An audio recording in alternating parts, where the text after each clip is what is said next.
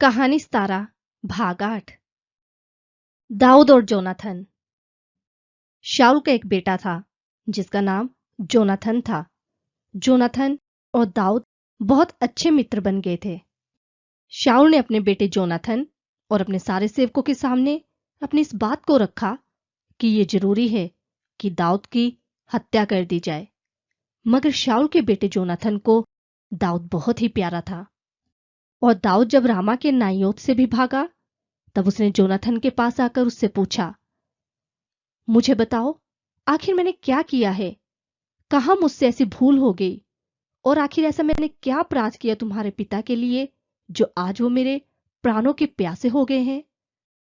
तब जोनाथन ने दाऊद से कहा, तुम मुझे बताओ, मैं तुम्हारे लिए क्या कर सकता हूं?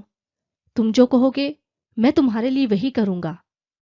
तब दाऊद ने जोनाथन से कहा, कल ने चांद का त्योहार है और रीति के अनुसार मुझे राजा के भोज में शामिल होना ही होगा, मगर तुम्हें मुझे अवकाश देना होगा ताकि मैं आज से तीसरे दिन की शाम तक मैदान में जाकर छिप जाऊं। तब जोनाथन ने दाऊद से कहा, यहोवा इज़राइल के परमेश्वर की शपथ, कल या परसों तक मैं इस बात को अपने पिता के सामने रखूंगा। पर यदि दाऊद के विषय में मुझे उनकी ओर से कोई भी अच्छी बात दिखाई दी तो क्या मैं तुम्हें नहीं बताऊंगा? तब मैं इसी ढेर के सामने 3 बार तीर चलाऊंगा, मानो मैं किसी लक्ष्य को भेदने के लिए इसे छोड़ रहा हूं। और जब मैं लड़के को उन तीरों के पीछे भेजूंगा तब मैं कहूंगा, जाकर बाण खोज लाओ।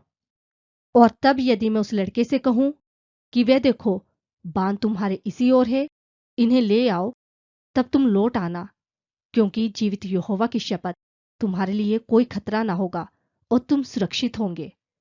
मगर यदि मैं लड़के से कहूं, सुनो, बाण तुम्हारी दूसरी ओर है, तब तुम्हें वहां से भागना होगा, क्योंकि यहोवा ने तुम्हें दूर भेजना चाहा है।